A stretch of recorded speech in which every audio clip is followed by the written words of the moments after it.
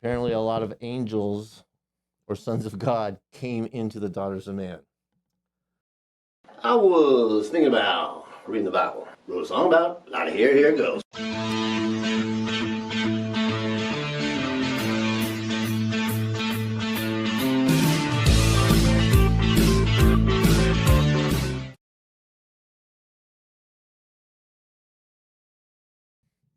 I am not a Christian. I have never read the Bible, but I've always wanted to know what's in this book. I figured we'd do it together.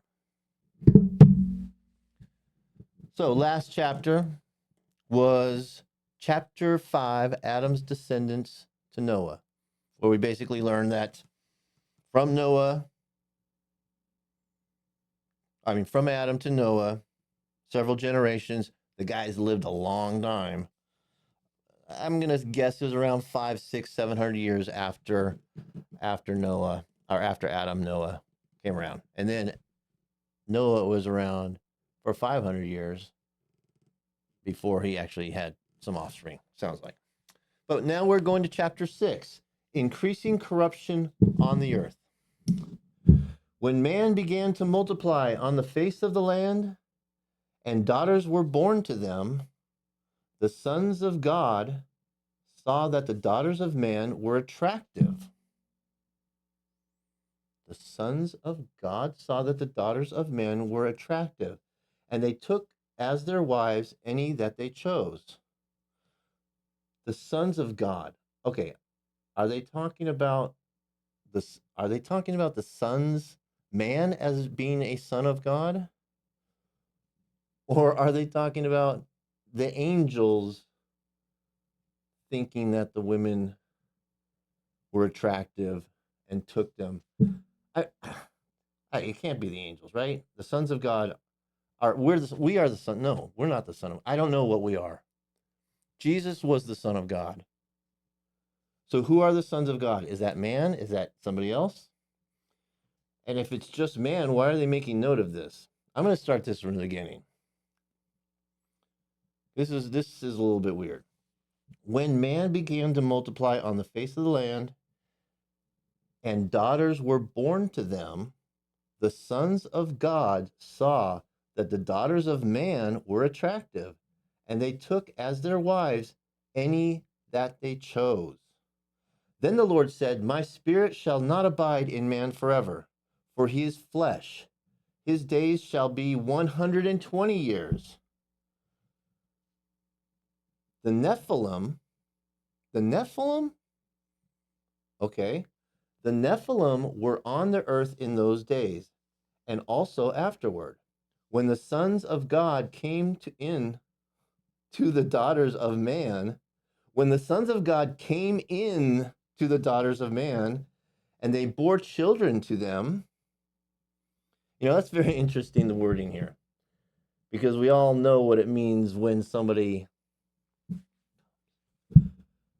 Did we get that phrase from the Bible, where it says where the sons of God came in to the daughters of man? Is this where we get that phrase? Could be. I don't know.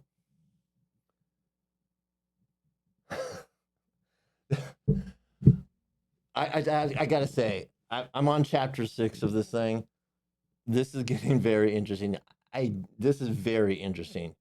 There is a lot of stuff in here that you see our society, and you start making the connections of our society coming from this book, our civilization coming from this book. I think, that's why we're reading it. We want to know where our civilization came from, and a lot of it came from here. Apparently, a lot of angels or sons of God came into the daughters of man.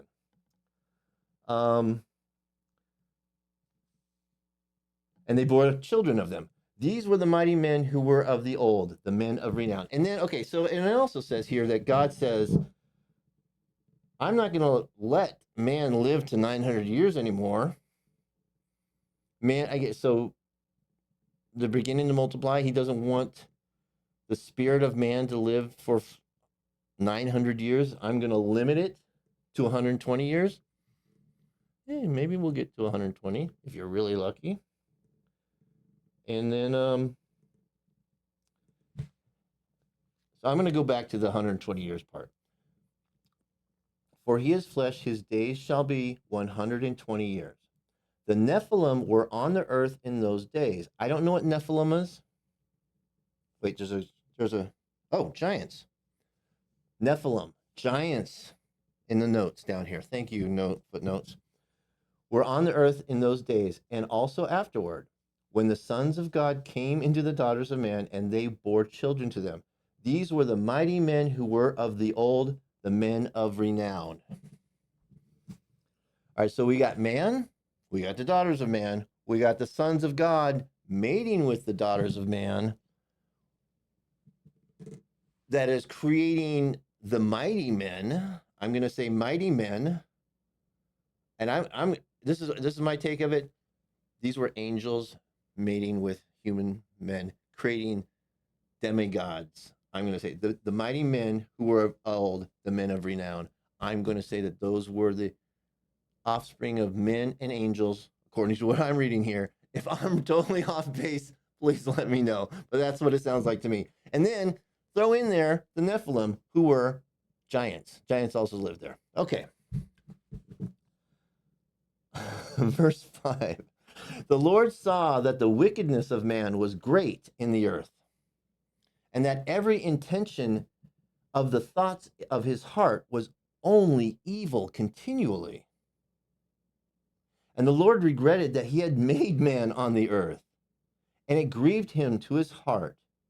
So the Lord said, I will blot out man who I have created from the face of the land, man and animals and creeping things and birds of the heavens, for I am sorry that I have made them. But Noah found favor in the eyes of the Lord. Wow. Okay. So he creates Adam a few generations later, not that many generations later. I'm most 1,000 years, but I'm going to say 500, 600 years. Men are getting unruly, and God is going to wipe them out and start over. I don't know. He hasn't said he's going to start over. He's saying, I'm getting rid of this. But Noah found favor in his eyes. Okay. And then this section is titled Noah and the Flood. Oh, here we go.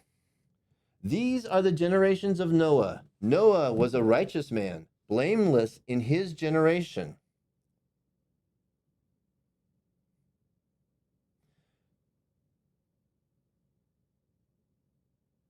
Noah was a righteous man, blameless in his generation.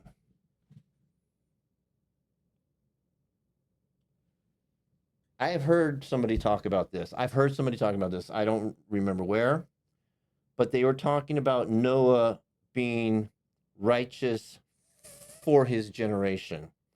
And they were talking about it in the context of, how society now is kind of like, oh, well, he owned slaves 250 years ago. He's an evil man. But that was just the way it was. Basically, every civilization owned slaves at that time and before that time. And so you can't judge people today on the norms of what they were in other times. And I think what they were saying here, and I think what they were saying, look, I haven't studied Bible. I just kind of heard this on some podcast someplace, that Noah was a righteous man for his time, meaning he might not be righteous compared to us right now, but for his time, he was a pretty righteous guy, righteous dude, and God thought so as well, apparently. Starting over. Noah was a righteous man, blameless in his generation. Noah walked with God, and Noah had 3 sons, Shem, Ham, and Japheth. So this is the second time I've heard walked with God. And I think that's got to mean that he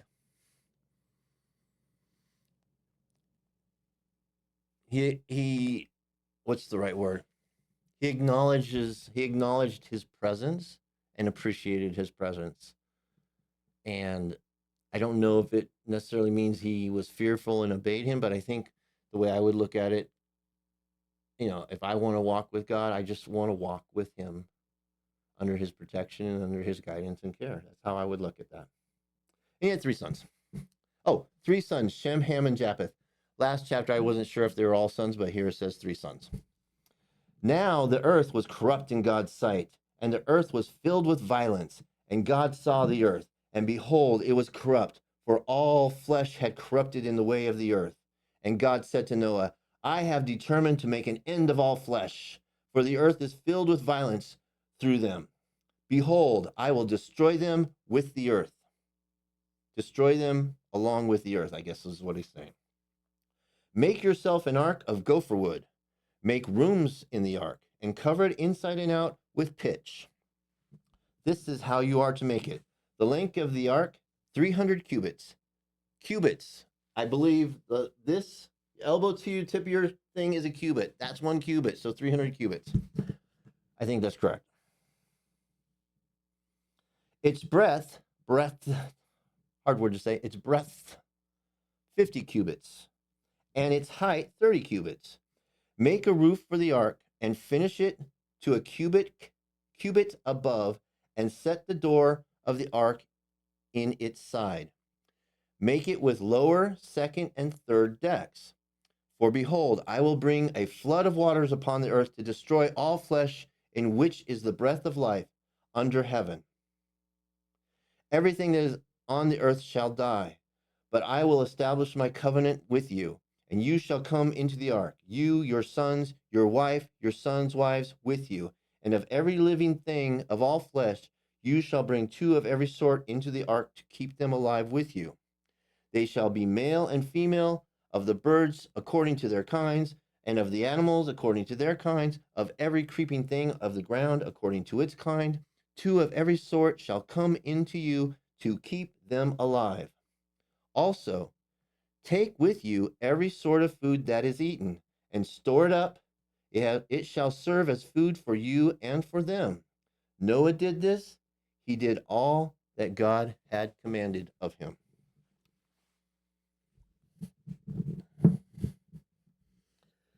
And that is the end of chapter 6. I'm debating whether we should just go ahead and read. Now, we're going to keep it 1 episode per chapter. But I am going to say this. So, the flood.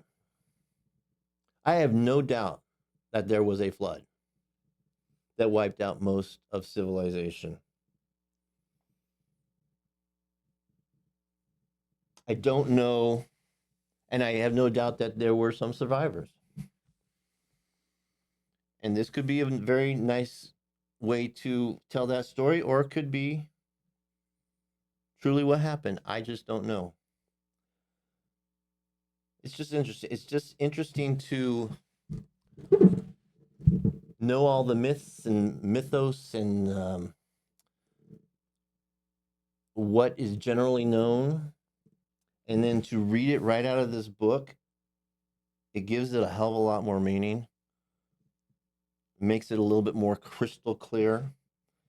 Gives it some meat on its bones. That's what we're here to do. We're going to put the meat on the bones of the Bible. So, next time we will read chapter 7, which continues the story of Noah. Catch you next time. New chapters every Monday, Wednesday, and Friday. You know it's a must. Gotta have a friend in Jesus.